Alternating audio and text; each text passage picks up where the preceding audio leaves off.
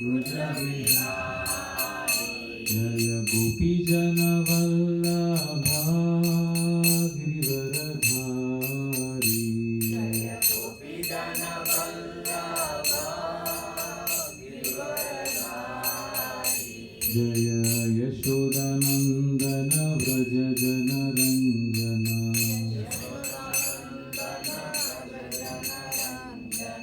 Yashodanandana Vraja Jana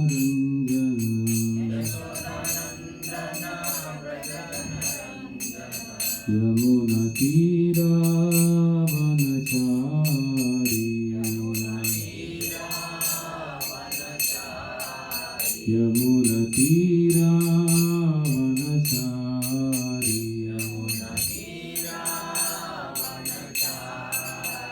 Jaya Radha Madhava Kunja Bihari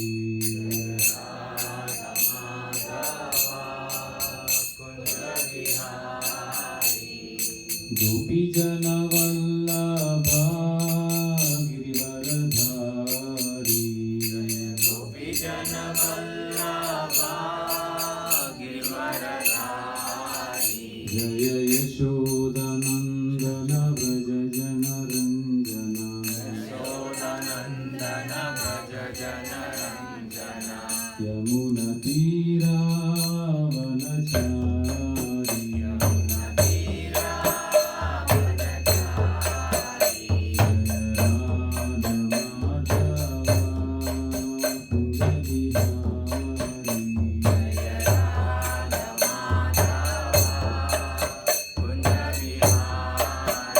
Jaya Shri Krishna Chaitanya Prabhu Nityananda Shri Advaita Gadadhar Srivasadi Gaur Bhaktavrinda Jaya Shri Krishna Chaitanya Prabhu Nityananda Shri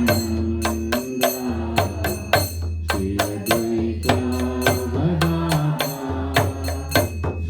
Srivasadi Gaur Bhaktavrinda Hare Krishna, Krishna Krishna, Hare Hare, Hare Rama, Rama Rama, Hare Hare, Hare Krishna, Krishna Krishna, Hare Hare, Hare Rama, Rama Rama, Hare Hare, Hare Krishna, Krishna Krishna, Hare Hare, Hare Rama, Rama Rama, Hare Hare, Hare Krishna,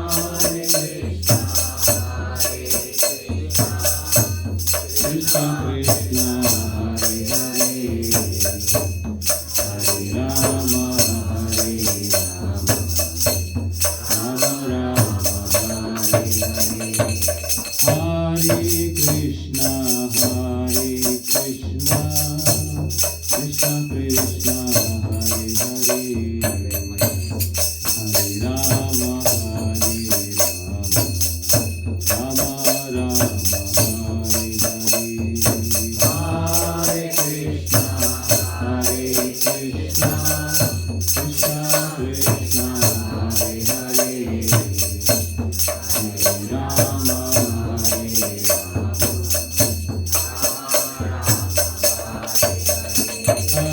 Hare Krishna, Krishna Krishna, Hare Hare, Hare Rama, Rama Rama, Hare Hare,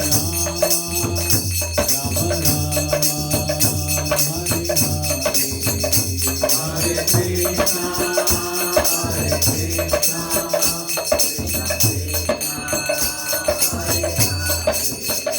Hare Rama, Hare Rama,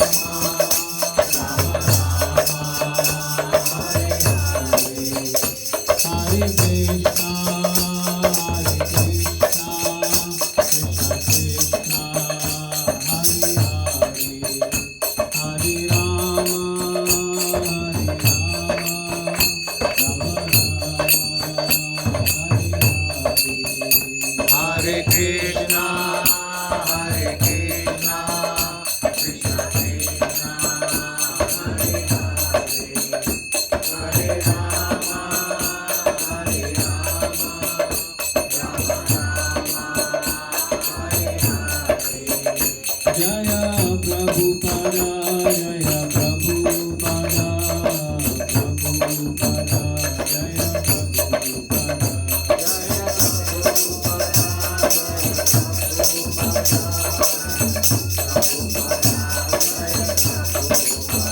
Jaya Jaya Prabhupada,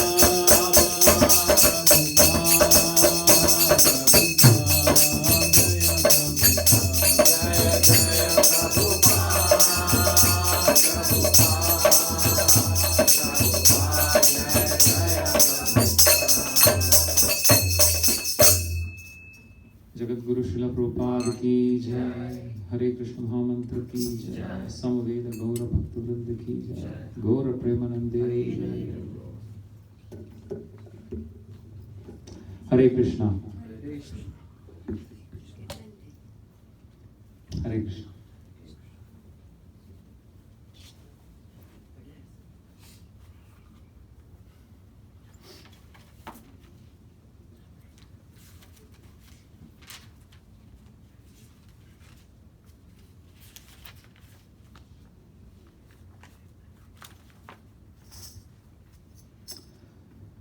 Welcome to our Sunday program, and all the good wishes and all the very auspiciousness on this particular day, wherein we are celebrating or we are remembering and we are glorifying His Divine Grace A.C. Bhaktivedanta Swami Prabhupada.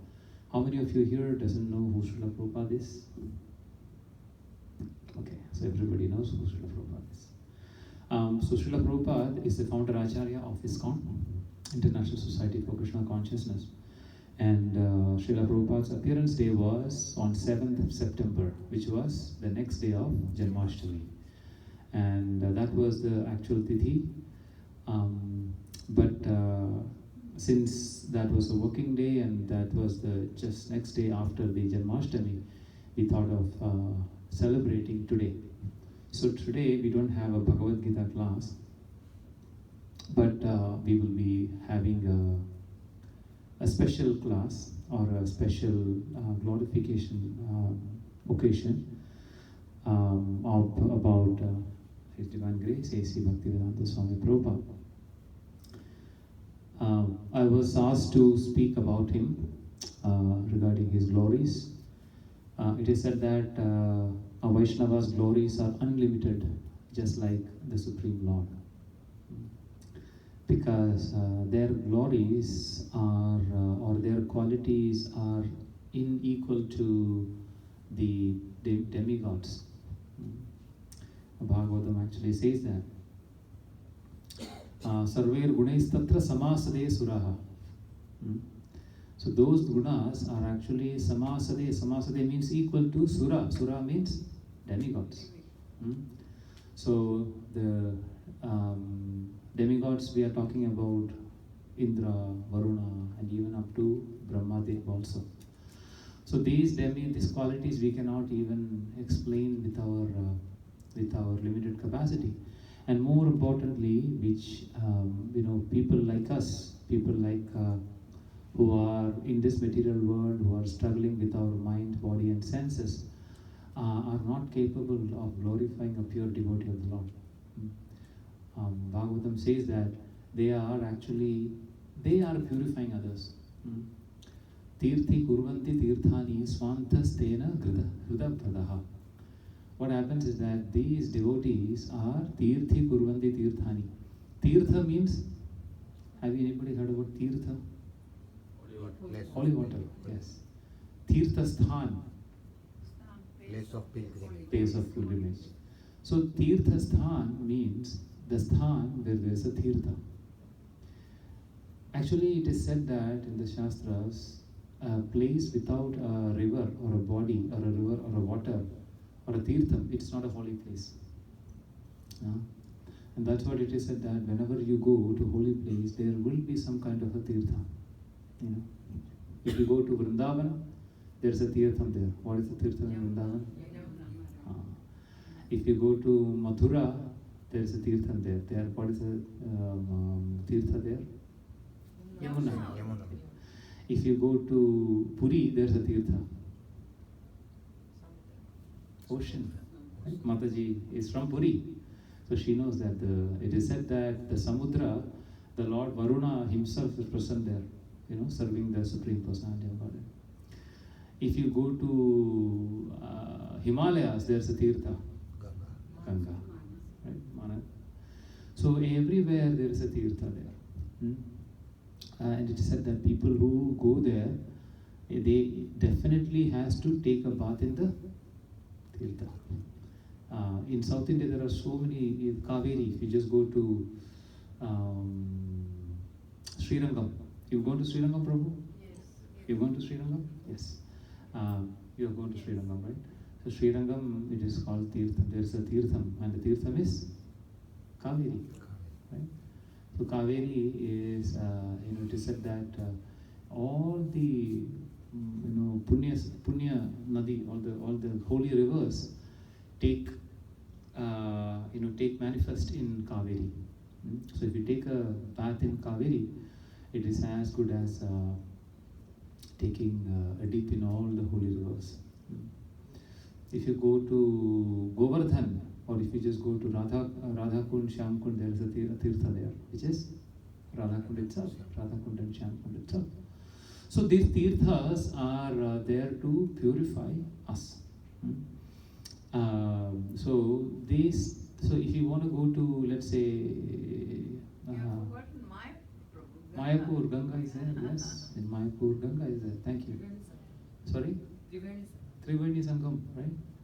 If you just go to the Kumbh Mela, why are people going to the Kumbh Mela? Is the biggest pilgrim gathering in the entire world. You know that, right? And one day, these people who are observing from the satellite, scientists observe from the satellite, right? What's happening in the world.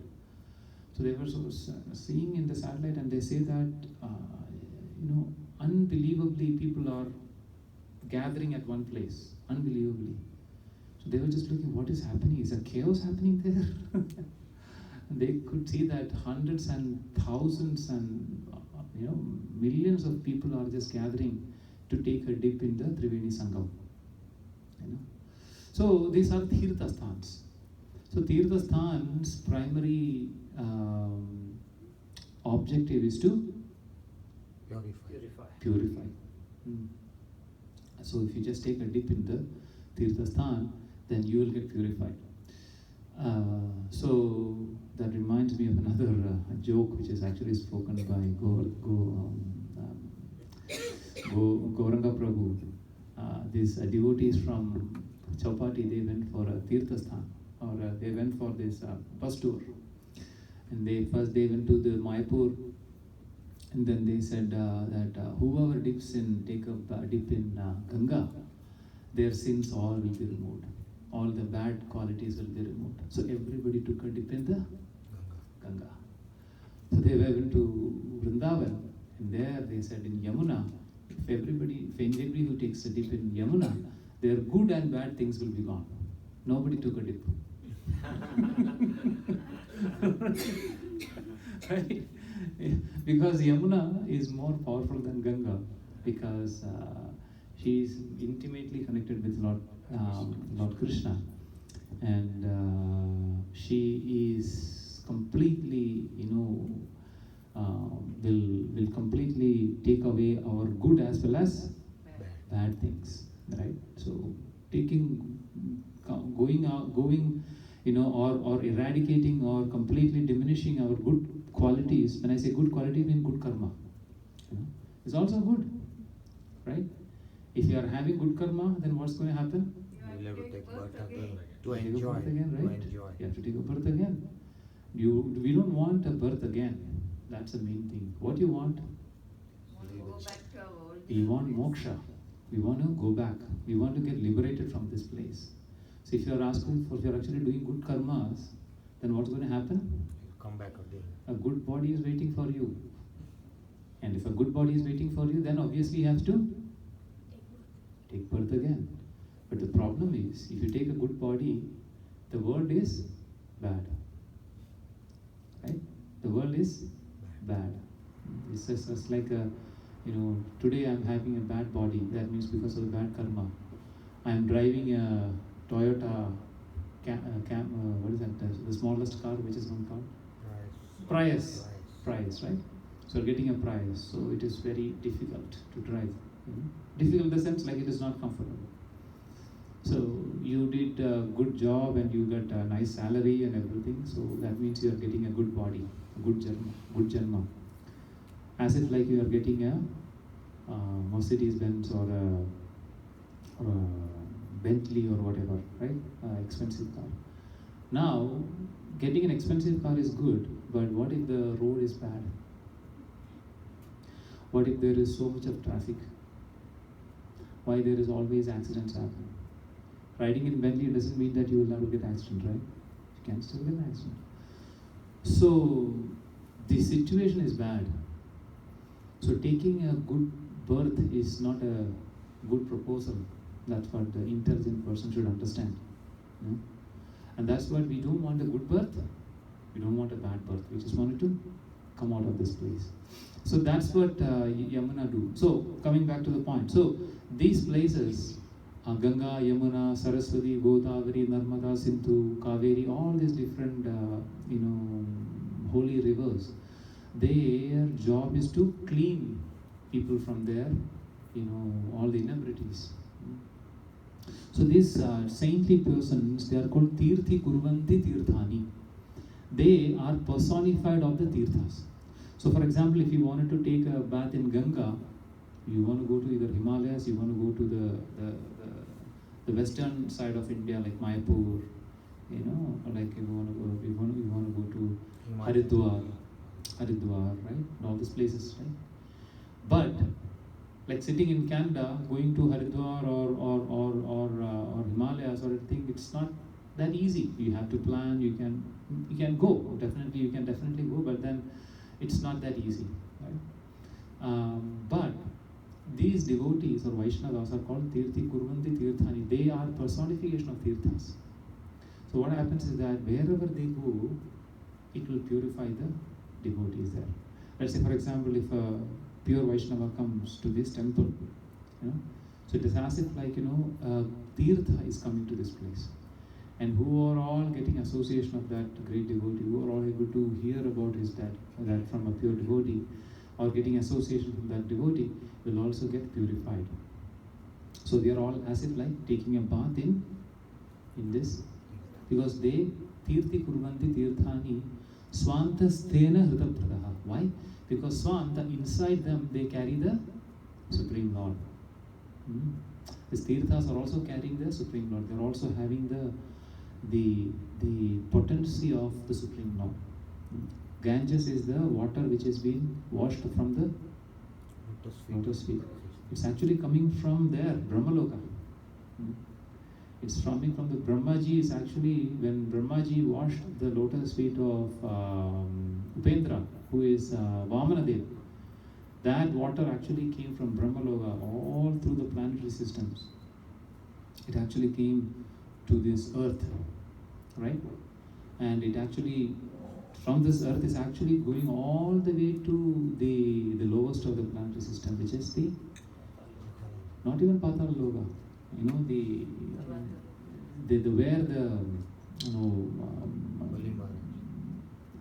Anandadev is staying, right? So Anandadev is actually holding all the planetary system in his hood, right? In Garbhodaka ocean, exactly, right? So where Garbhodaka Shai Vishnu is lying, right? So that is even below all the planetary systems. So on top of the hood of Ananta is where all the planetary systems are. So Ganga is going all the way there. So these devotees carry Lord in their hearts, and that's why they have got the potency to deliver everyone. So glorifying all these wonderful devotees is not easy. Is not that when I say easy, not about that. It's we are not capable of glorifying them, with whatever capacity we have. It's not because we are, dipped in this material contamination of, material problems. So with our impure mind, words and body, we won't be able to glorify a pure devotee. But as we say, they themselves will help us. What is that we are saying? Like we are saying like Pangu Lankayade Girim. What is that? The first word of that one? Mukam Karoti Vachalam. Pangu Lankayade Girim. Yat Krupata Mahamade Shri Gurum Dinatarina. Right? So Mukam, the person who is dumb, who cannot speak, they actually become Vachalam. Vachalam means they become very eloquent. Pangu means a person who is crippled, who cannot walk. Langayade Girim, they can overcome the Giri. Giri means mountain. So these inabilities will be somehow or other compensated by the mercy of the Guru. So we seek the blessings of Srila Prabhupada himself to glorify him. Hare Krishna. Right? We seek the blessings of Srila Prabhupada to glorify him. Same way, Brahmaji in the Bhagavatam is actually requesting Krishna. When Brahma was actually confused to what to do once before the whole creation, then Krishna actually spoke the whole the reason of why the whole needs to be created and the whole rahasyam tene Brahma Hridaya Adikale. So he spoke, or he revealed the knowledge to Brahmadev. And then Brahmadev asked to the Lord, please give me the blessings so that I will be able to glorify you. I'm not able to glorify you, so please give me the blessings. So the same way, we will actually seek the blessings of Srila Prabhupada so that we should be able to glorify him to some extent. And it is said that, glorifying the Supreme Personality of Godhead or glorifying the devotees is as if we are showing a torchlight to the sun. What is showing a torchlight to the sun? There's nothing, right? So, but we are actually taking a small effort here to glorify the Lord, glorify the pure devotee of the Lord, which is Srila Prabhupada. I'll just quickly go through a quick snippet from his important milestones in Srila Prabhupada's life, and then we will say a few words about him, and then the most important part is that we will request the devotees, especially the initiated devotees, to come over and glorify Srila Prabhupada. That's the whole program. And today we will be having a Pushpanjali for Srila Prabhupada also. So Srila Prabhupada, he was born as Abhecharan, with the name Abhecharan, in 1896 in Calcutta, and in September 1896. And then he was, very sharp and a brilliant personality, right? And from his young age itself, Srila Prabhupada was very religious, very spiritual, and a very pious boy. Because his father, Gaur Mohan Dev, he was a very religious person. He was a very spiritual person. Gaur Mohan Dev was a staunch devotee of Radha Krishna. So in their house they had the deities. It's very important that as parents we have to have this, our culture, strongly practiced at home. Because by seeing that, the kids will actually follow. My Guru Maharaj always used to say, kids have bigger eyes and smaller ears. What does that mean? They observe more.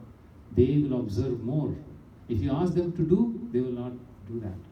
But if you see that my father and mother is actually offering to the Lord, my father and mother is actually chanting the japa, my father and mother is actually reading the books, when they see that, they will adapt it. It's very easy for them to adapt because they are seeing and they are practicing that. So same way here, Srila Prabhupada, and several times in the Prabhupada's lectures, Prabhupada used to mention that it's because of my father I was able to get that spirituality in my life. So my father has paid the the foundation of my spiritual life. So, Sri Gaur Mohan was actually having the Radha Krishna deities. He used to invite a lot of devotees into our home, right?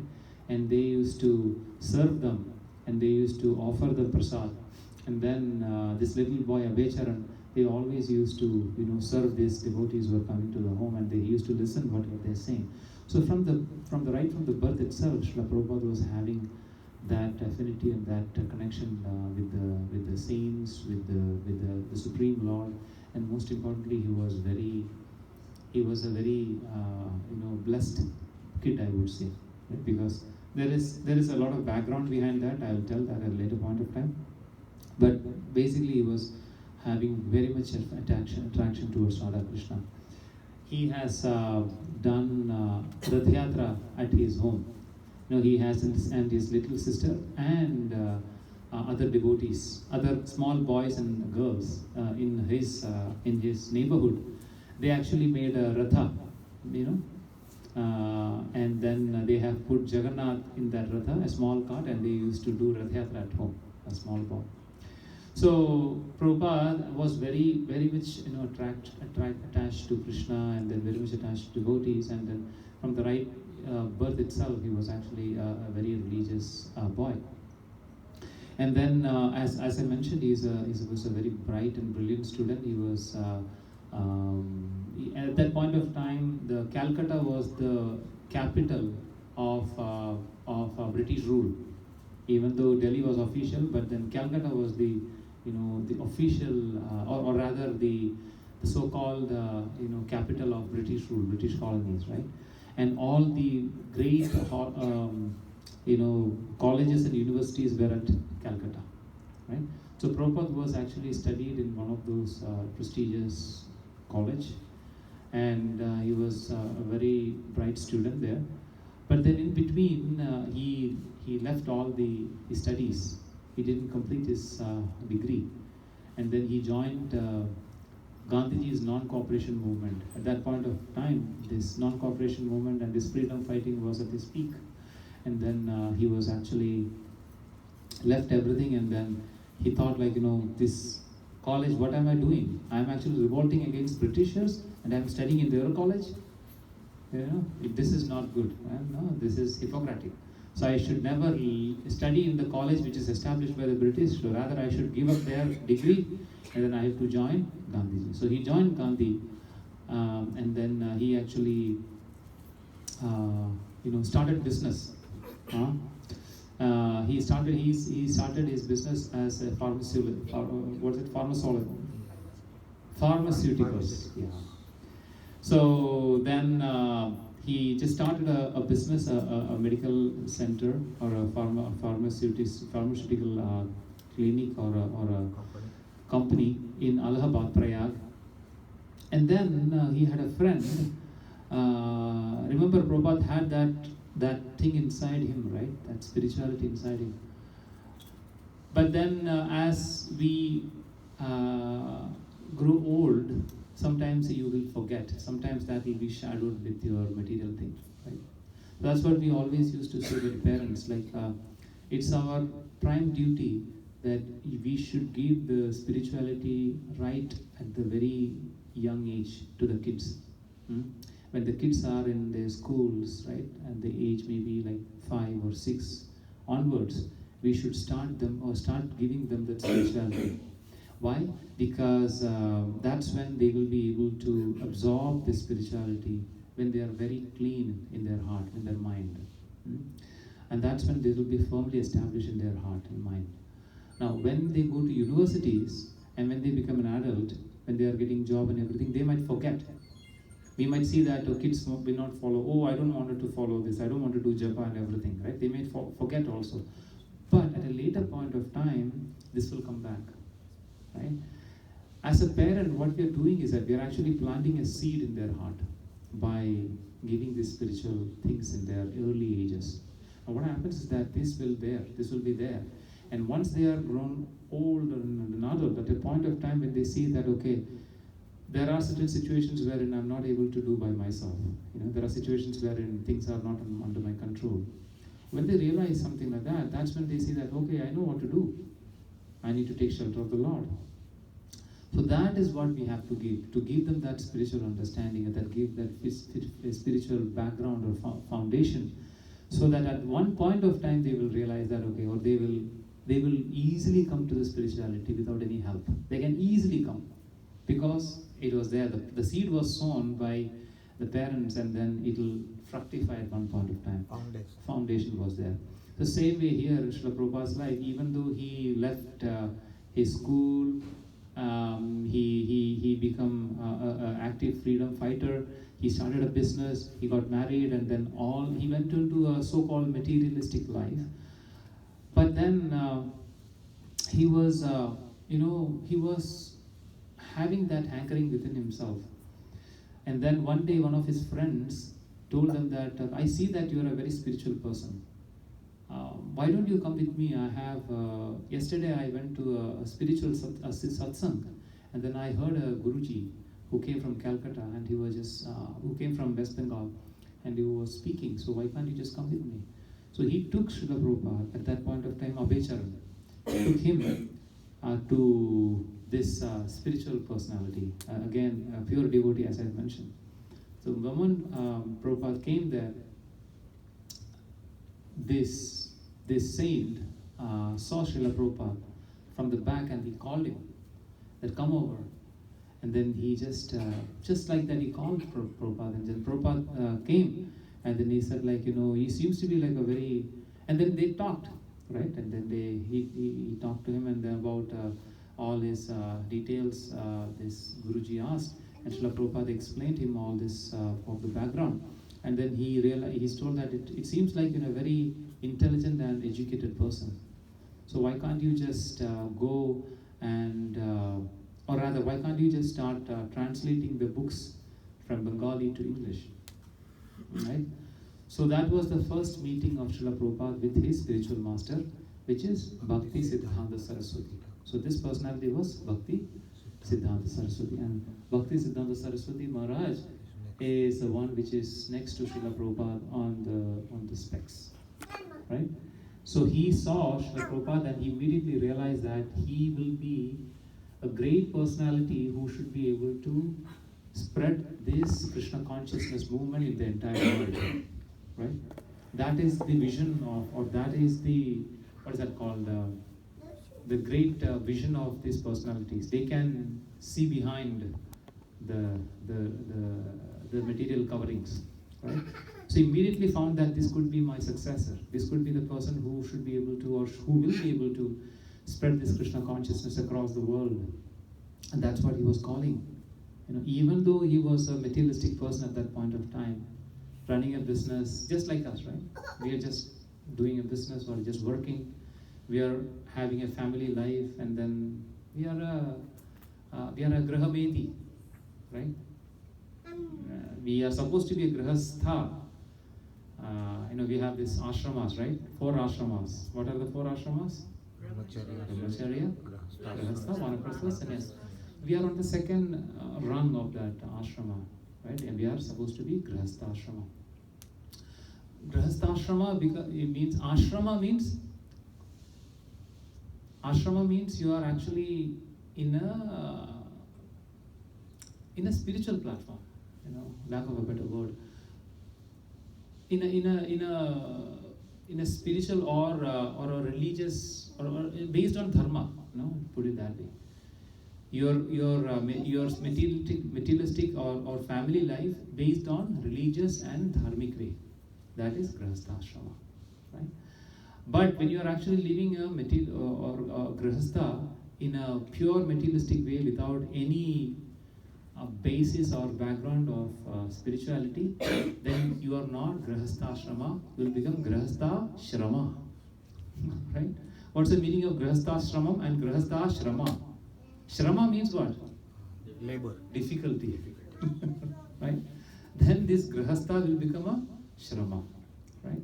But otherwise you will be grahastha shrama. So Prabhupada, even though seems to be like a grahastha to this saint, which is Bhakti Siddhanta Saraswati Maharaj, he called Srila Prabhupada, and he was asking him, and he was delegating a job to Srila Prabhupada. Think about translating these books and then I think you have a potential to go and preach this Krishna consciousness to the entire world. At that point of time, Prabhupada, at his age of, let's say, 30, 35 years old, having a responsible role, having a business, having a family to take care of, he could never think about going and preach in the Western world, right? And we have to understand that at a point of time, Western world was completely into this rebellious mood of what is that called? Hippies and that. No. There is a movement which is non-cooperation, something like a non-cooperation. They were all rebellious. If government is saying like, you have to do this way, they will not do that way. Sometimes like our kids, right? If you ask them to come here, they will go back. So if you want them to come here, you say, go there, then they will come. Right? So hippies were like that, right? So there were revolt movement happening there, right? So they were actually completely opposed against the norms of this entire world, right? What is the norm? You have to wake up early morning, you have to take a bath, you have to, brush your teeth, you have to be sober, so to speak, and then you have to do your thing, work and everything. Hippies completely oppose that. They will not wake up in the morning, they will actually not take a bath, they will not brush their teeth, they are not sober at all, they will not go to the work. So what is the norm? They are going exactly to that one. That was the revolt movement, and all based on and completely on drugs. That's what they think, that human life is something not in this material world, we are beyond that. So it is a perverted form of spirituality, so to speak. Spirituality is something basically the dharma, artha, kama, moksha. Moksha, what is the definition of moksha? Completely go opposite to the material aspects of the world, right? That means you just be be non-attached to this material sthiti, right? So this is a perverted, but it's a very brutal and very distorted way of living, right? So going to the Western world and preaching the spirituality was unimaginable.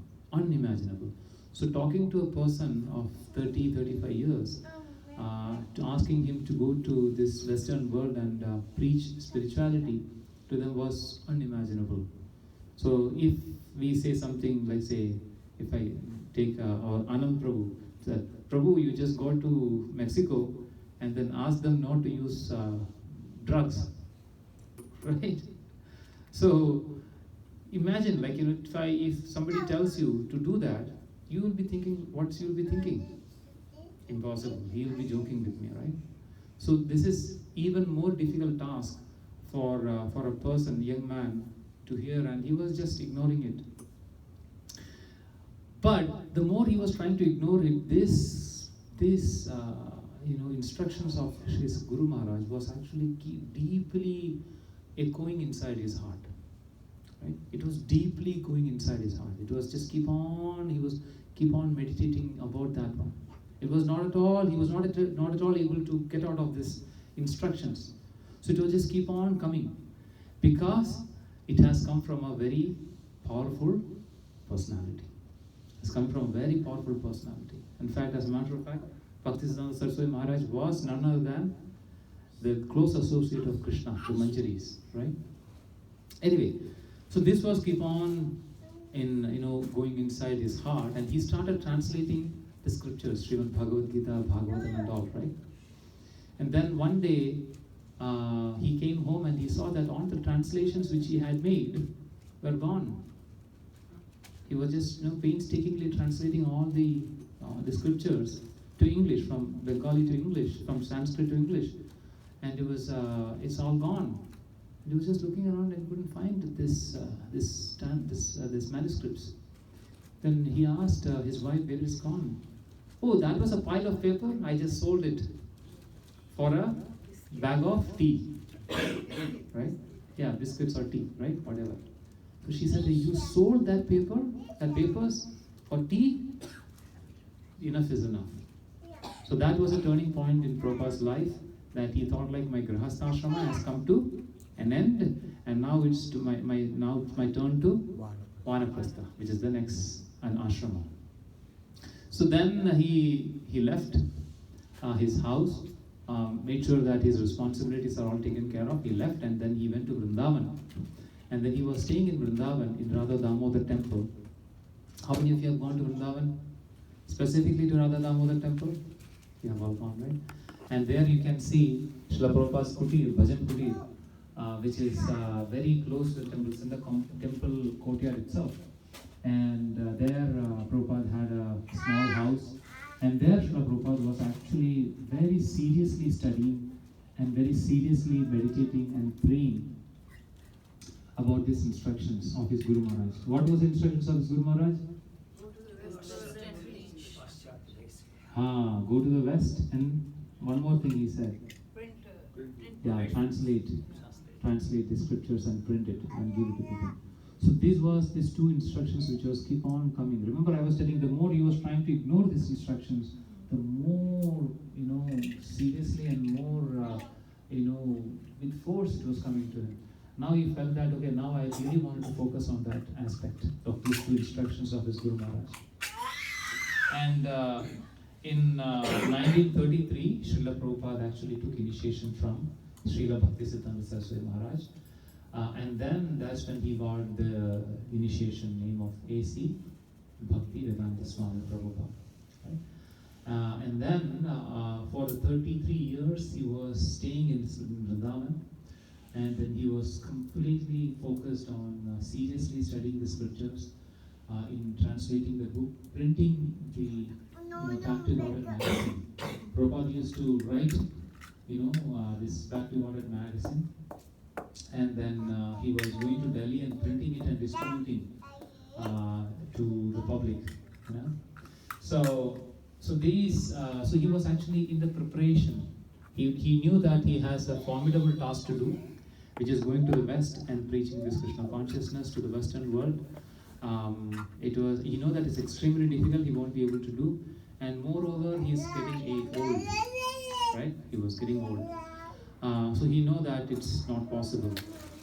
But then he know that if Krishna's will is there, if Krishna's blessings are there, then nothing is impossible. Right? That was something which was actually keeping him, that was driving him all the more.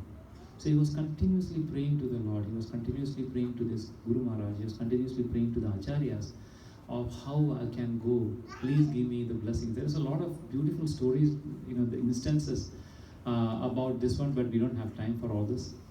But he was in a preparation to go to the West.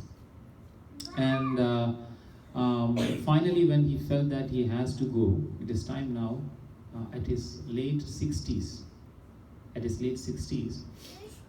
he said that now we cannot wait anymore, I have to go. Before that, Srila Prabhupada was trying to form an organization in Delhi called League of Devotees.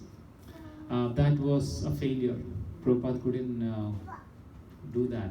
He has even initiated a disciple called Acharya Prabhagar in Delhi. And Prabhupada was thinking that it will be possible. Now I will be setting up a big organization in Delhi. Then afterwards I'll move to West. But it didn't happen. Right? So that happens to us, right? When you are actually trying to propagate or trying to reach out to people, like for example running a small temple or a small center like this, we have so many obstructions in our way.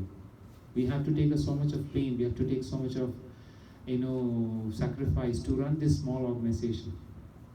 So many things we are trying to do, it won't happen, right? So this kind of failures will come in our life, but then we have to take it positively and we have to understand that Krishna has got a better plan. So we have to move forward, irrespective of what it is. So same way, Srila Prabhupada realized that Krishna has got a bigger plan. So that's what, even though he was trying to make a group called League of Devotees in Delhi, it was not a successful movement. It was gone. And then Srila Prabhupada said that, okay, I have to seriously pursue going to the West, right? If I cannot make an organization in India, can I make it in West? Impossible. So by the mere thought of that itself will completely discourage you. Isn't that true, Prabhu? Absolutely. It will discourage us. But this old man of his late 60s, he never gave up. He thought let me give it a try. These are all like lessons for us, being trying to spread this Krishna consciousness to other people. These all obstacles will come our way. These all questions will come our way. These all challenges will come our way. So we have to take it up very positively, take it up in the right mood, and then step forward. So there, Srila Prabhupada thought I have to go, irrespective. So Srila Prabhupada was looking, how will I go to US? So he couldn't find a way because he didn't have any money. He was one person. He didn't have any financial support. He was living in Radha Damodar temple. Absolutely no money with him. So Srila Prabhupada was looking if somebody will be able to sponsor him to go to the US. And he was knocking all the doors, and then he was not getting a better response. So then he finally saw a shipping company, right? And this lady's name was Sumati Morarji. She was running a shipping company, a cargo shipping company. So these ships used to take cargoes. Cargo means? Goods, luggage. Yeah, goods, right? From ships from one country to another country. So she was running a company, and then Srila Prabhupada asked her that, could you arrange a seat for me in your ship? And this lady said that, Swamiji, this is not a passenger ship. This is not a luxury ship. This is a cargo ship. So you won't be finding it comfortable in that ship, right? And it's a very difficult journey. It will be difficult for you. So Prabhupada said, doesn't matter. All I need is a means by which I can go. Just something wherein will actually take me across this ocean. That's all I need. I don't care whether it's a cargo ship or anything. Whatever it is moving, put me in, I will go. And then Sumati Morarji was very much hesitant, and she was very much concerned about the age of Srila Prabhupada. He was in the late 60s, about to be 69-year-old. 70th birthday he celebrated in the ship. So Prabhupada said, no, please give me that opportunity, to that I can go to the West. Prabhupada, then she said, I cannot do that because you will be dead. You cannot overcome this difficulties you cannot even imagine how difficult is that on the middle of the sea and the ocean. Prabhupada said, it doesn't matter, even if I die, I have a mission to do. So even if I die doing that mission, I'm happy. But please do that. This lady said that, no, I cannot give you. Knowing what is the situation, I cannot give that. Srila Prabhupada said, if I were your father, and if your father is asking for this, will you deny that? Prabhupada was trying to do sentiments with her.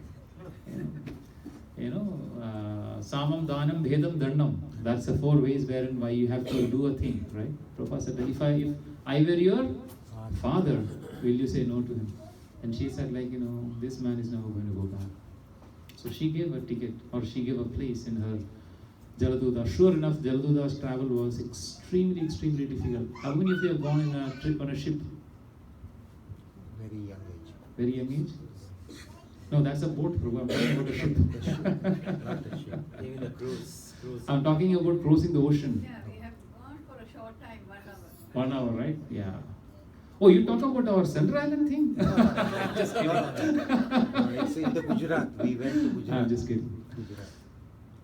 I've never been on a ship, but I've had a couple of merchant navy friends.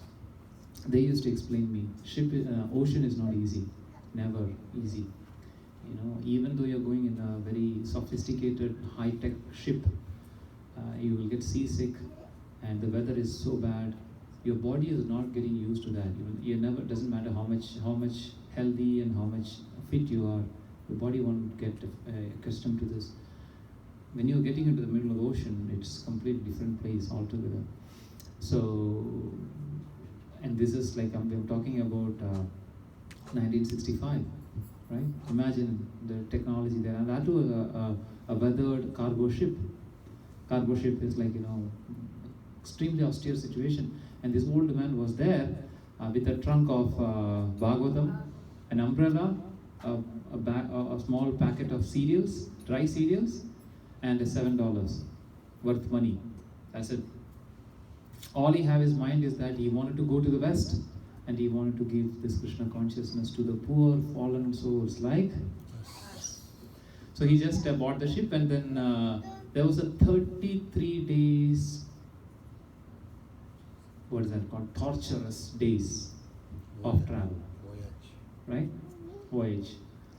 33 days, almost more than a month. And then he was extremely sick. He was extremely, uncomfortable for him. The food was not proper, because you know what is in a cargo ship.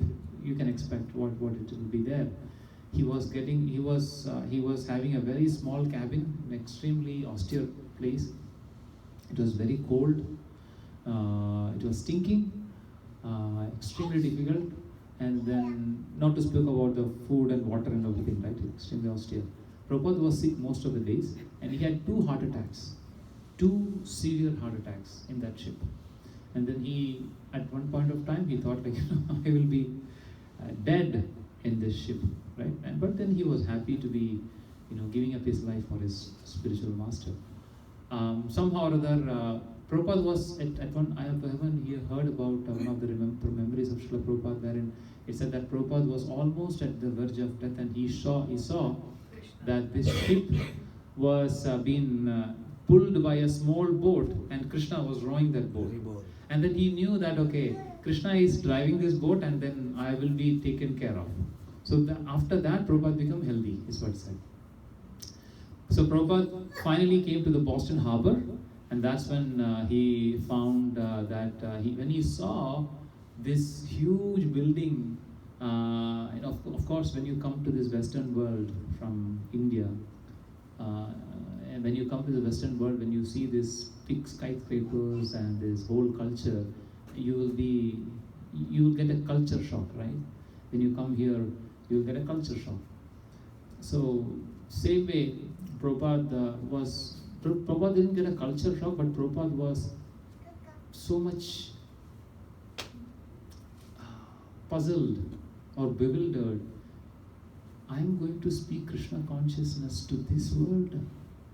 It was beyond his imagination. Prabhupada had some from some picture in his mind about Western world, but when he saw for real, he was extremely astonished and surprised, and he was puzzled. How am I going to speak this great spiritual philosophy to these mudhas, right? To these people who have they don't even know how to brush their teeth. How am I going to speak about this greatest philosophy of Krishna consciousness to these people? And there Prabhupada was actually, so much emotions came to his mind. So much emotions as feelings has come to mind, and he just transcribed that into a poem. And that's called Markine Bhagavatam. It's a wonderful poem. So there Srila Prabhupada, then he said like, okay, whatever it is, make me dance, my Lord. Whatever I am just a doll in your hand, a puppet in your hand, make me dance as you like. So Prabhupada, somehow or other, Prabhupada, it was a big story, it's wonderful, but we don't have time.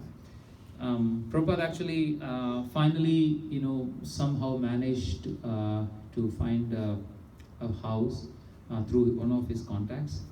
And then, what is the name? Sally Agarwal. Mr. Agarwal and Sally Agarwal. The Prabhupada was staying at their home. Sally was a Westerner, and this Agarwal was a Hindu. And because Prabhupada knew his father from back in India, somehow Prabhupada got in contact with them, and then they were living with this family. And obviously, you can understand the situation as a white lady and a Hindu husband. And this Hindu husband is no more a Hindu because white lady is at home, so he has to become a white only, right? So Prabhupada was staying with them. This lady was always looking at. You have to see the Sally Agarwal's remembrance of Srila Prabhupada. Sally Agarwal was so much converted, so much transformed by Srila Prabhupada. But at the initial time, Srila Prabhupada, she was asking, why did you just bring this old man in here? Prabhupada was just living just on bread and potatoes. It's when you open their refrigerator, all you see is meat and all this eggs and everything. So Prabhupada, he was just simply surviving on potatoes and bread. But then Srila Prabhupada just served them, nice, wonderful Indian dishes. Prabhupada used to make kachoris. Prabhupada used to make puris. Prabhupada used to make rasgullas, and then used to serve them. And the Sali Agar also said, I've never had such delicious food in my life. Right? Anyway, so Prabhupada was living with them, and then he moved to Bauri. He had a very difficult time. Prabhupada was actually having a disciple. He was actually teaching one person. His name was John or something, forgot. A white person. And this Bauri, I don't know, Bauri can be compared to, in downtown there are some, what's that called, Prabhu? Ghettos. Have you heard about ghettos? What is a ghetto? What is ghetto, Prabhu? Lower income community. Lower income community, where people don't have money, they will actually, loot, and they just primarily loot, and there's a highest rate of crime rate, and obviously highest rate of drugs and everything, right? Sometimes if you see just some part of in downtown, you can see. So Bauri was the most what is that called, infamous or notorious. Sorry, thank you. Notorious place for this as a most notorious ghetto, and Prabhupada was living there. Why?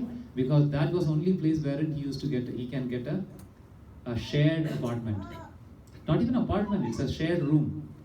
Just imagine having a room in a ghetto, and that too shared with somebody. And who will be the people who will be staying in a ghetto or this place? Will be obviously a person who belongs to that group. He was staying with that person, and one person somehow. And Prabhupada used to sit there and he used to write, and then he used to give the classes and everything.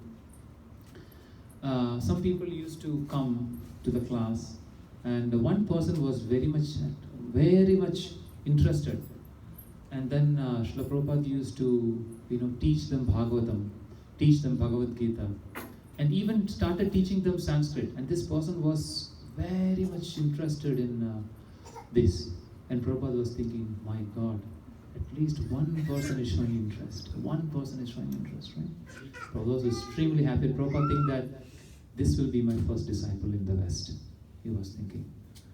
So days passed, and one night Prabhupada heard a knock on the door, and Prabhupada opened, and this person who was supposed to be the disciple of Srila Prabhupada, he came extremely high.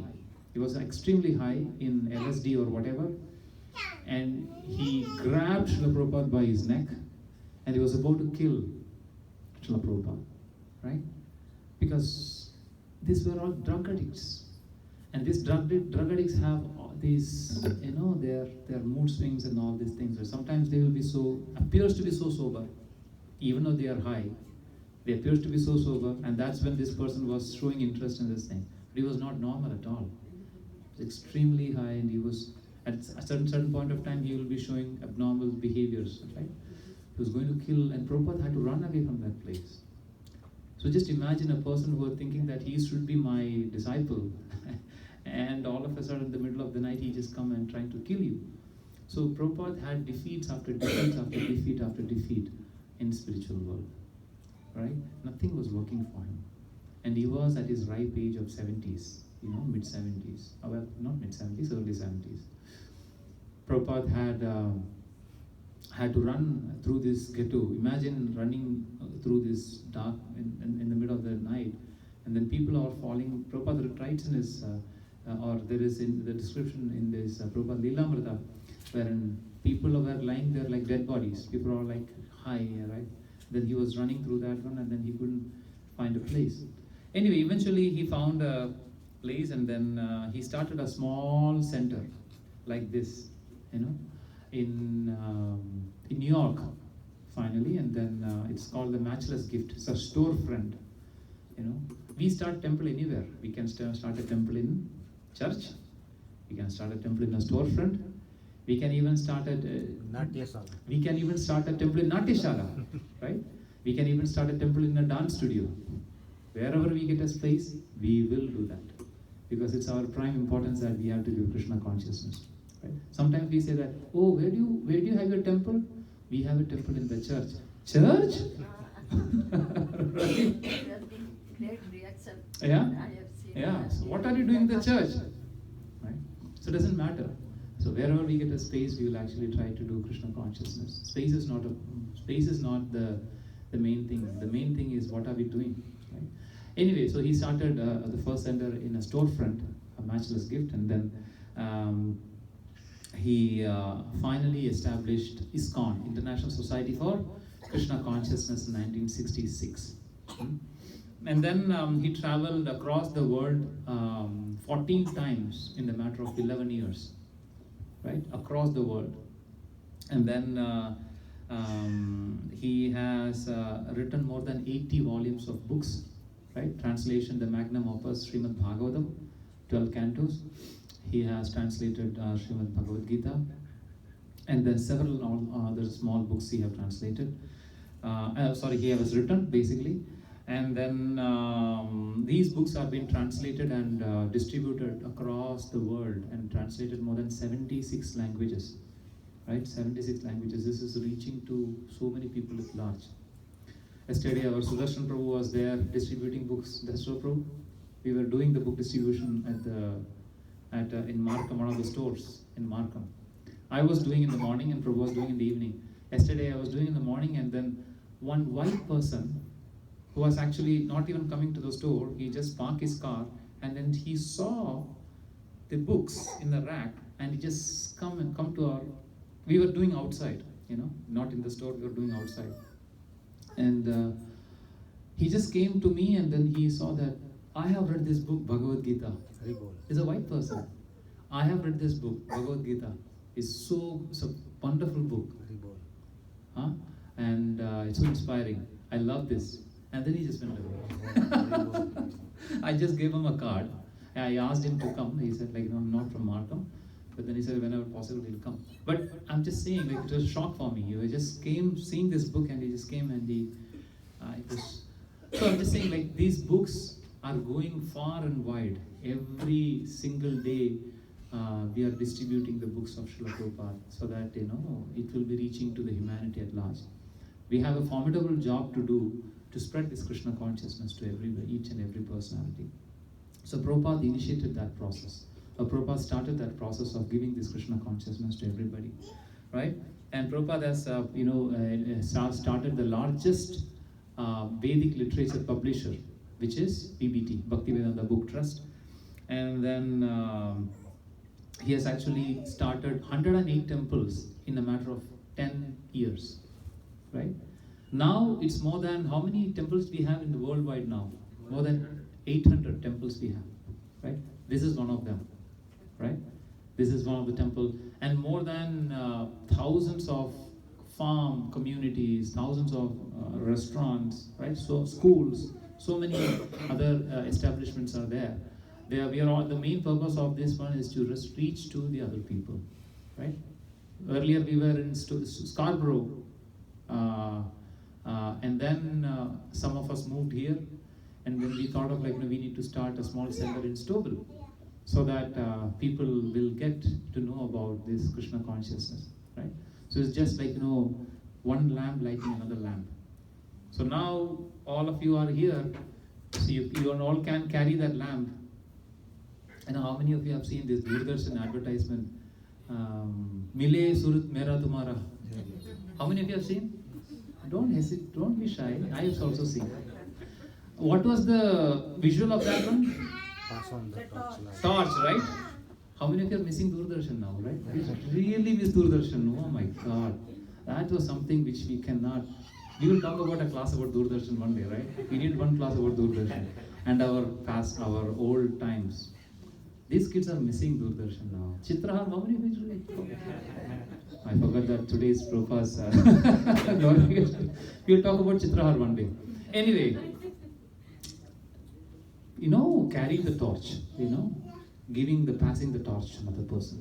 All this legacy have come from Srila Prabhupada.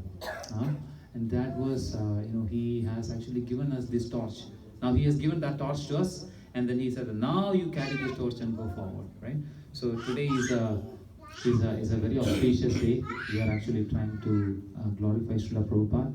And without Yadi Prabhupada na hoito, right? If Prabhupada was not there, then we won't be sitting in here.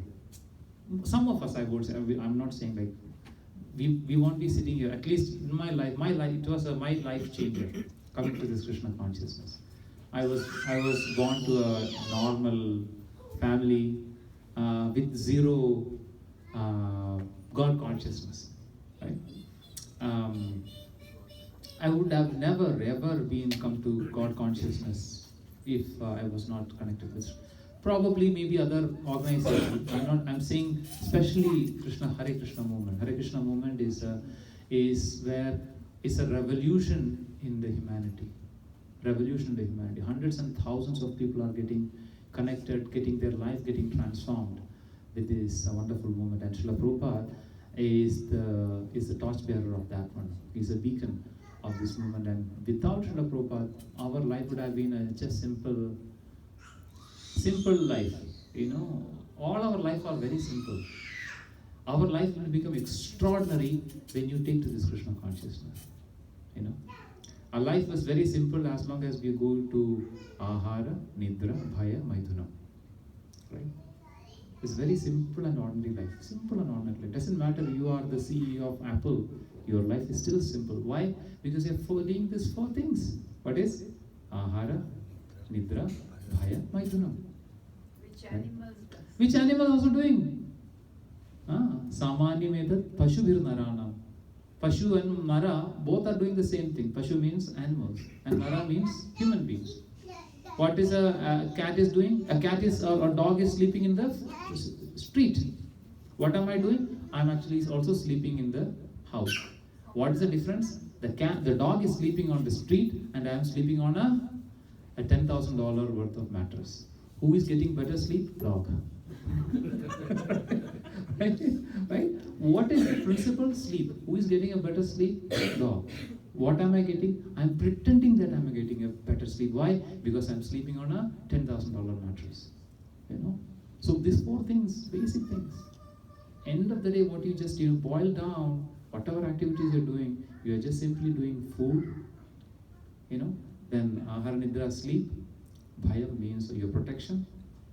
For protection means not only your body, for everything, your ego, your mind, your wealth, everything. And Maithunam, your entertainment. That's all you're doing, 4 things. Tell me one thing which you're doing other than this 4. I'm not talking spirituality. Eating, mating, Defending and sleeping, 4 things. Right? Dharmo hi ego atiho vishesho. Dharma is one thing which makes you extraordinary. If you're doing dharma in your life, then your life is extraordinary life.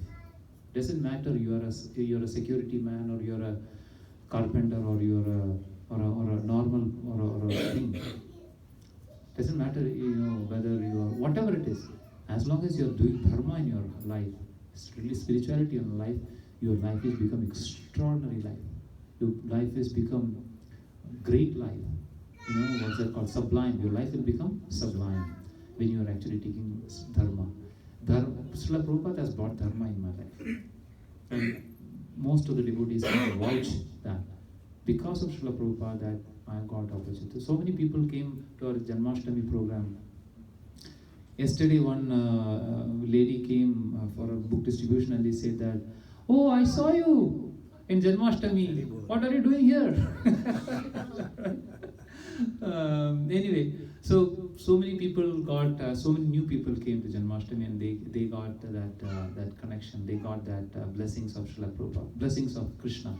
They are far away from their house. They are missing Janmashtami. Isn't that true? They used to celebrate Janmashtami at home, but they were missing Janmashtami. But in Stouffville, we were able to give them that opportunity to come to take the darshan of the Lord, to have prasadam, to have that wonderful darshan and have that sublime feeling of spirituality. We were able to provide that. All this thing is because of this one man.